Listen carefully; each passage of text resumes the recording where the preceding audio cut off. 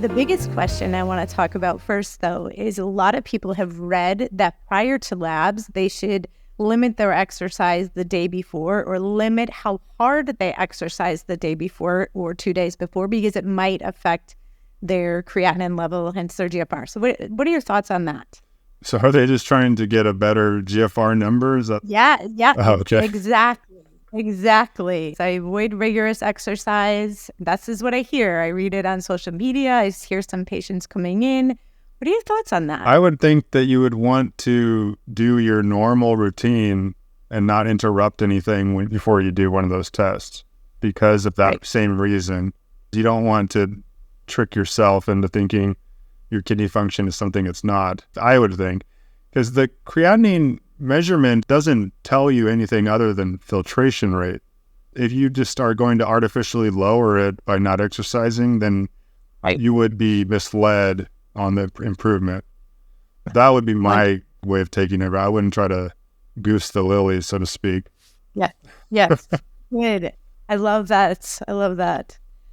So if someone's working out hard, they're lift weights, obviously they're going to have probably a higher level of muscle mass. So does that necessarily equate to an increase in creatinine level? Exactly. You're going to have some more turnover, just increased muscle mass is more protein turnover. You have more energy being created and moved around. So creatine kind of movement is happening differently. Yeah, you're going to have a difference in numbers. I think that the creatinine thing seems like a red herring in a lot of ways. There's not a lot of ways to know what your kidney function is. I mean, that's really all we have, unless you're doing some really sophisticated inulin tests to get GFR measured directly. Yeah, so it is kind of unfortunate that number gets really fixated on. People are really fixated on the creatinine thing.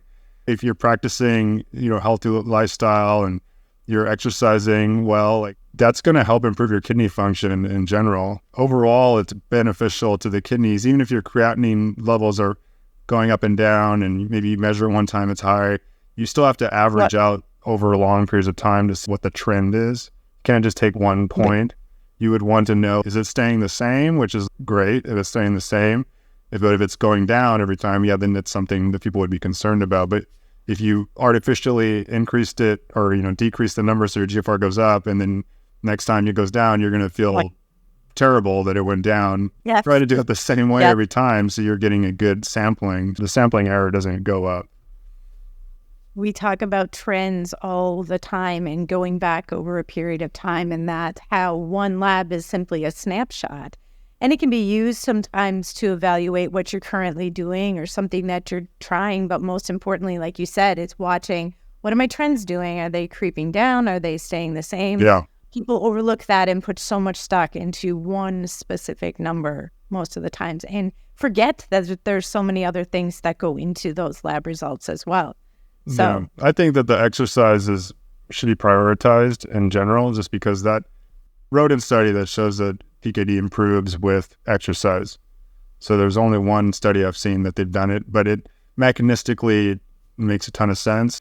It was one of those things like, oh, that would work. And then somebody does the experiment and you're like, yeah, that worked. Okay, that's just confirmed what I expected. So there are a lot of experiments like that out there, and it was just one of the many. Remember, exercise induces acute ketosis as well.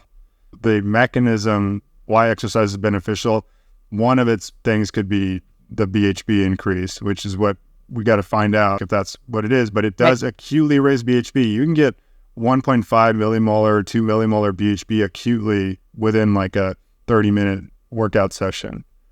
So if you're doing high intensity interval training, which is 3 or 4 minutes on, 30-second rest, stuff like that, you can get pretty big jumps in BHB. Even with weight training, doing some strength training, you can get some good jumps in BHB. It's just because catabolism goes way up during exercise. So you're breaking down everything. It's breaking down muscle, it's breaking down fats, breaking down glucose, whatever's there, it's going to tear it apart and your body's going to use it up. And BHB just comes out of that process. BHB is an anti-inflammatory. You have these other anti-inflammatories that are produced during exercise. Everything that happens during exercise hits all of the same pathways that are defective in PKD. Yeah. Sure. That's good advice, because that is always a major question. Am I hurting or am I helping? And I'm assuming that as far as what type of exercise, you just named some good ones, but obviously, as long as it's not uncomfortable for you. I mean, a lot of times people are like, is there exercises I shouldn't be doing necessarily for my PKD specifically? And I'm assuming it's more about what you can tolerate, what you can build up Well, to. you said uncomfortable. I don't know. I always disagree with that. I think it should be uncomfortable. Well, I mean related. No. I mean related to the size of Okay. the kidney. I'm all for pushing Yeah. yourself to go a little bit out of your comfort zone. I mean, if people have flank pain Yeah. or, something, that's what I meant by Right. uncomfortable. I get that part. It's when it comes to excessive exercise or like what could be dangerous, I think that would be anything that causes actual injury, like rhabdomyolysis is something with overuse injuries that actually cause necrotic formation of like actually necrosis in the tissue. That's the only thing that would actually be too much. That would be like if you ran a marathon, you've never run a marathon before, that would cause kidney injury.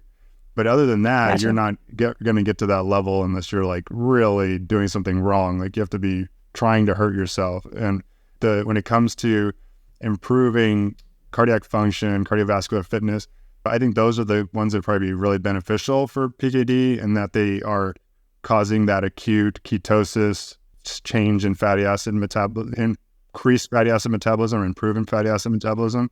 I think that stuff's really good. And then the strength training overall, similarly, it has anti-inflammatory effects, and muscle mass is just a good thing to accumulate when you can, just for a lot other metabolic reasons. Right. Yeah.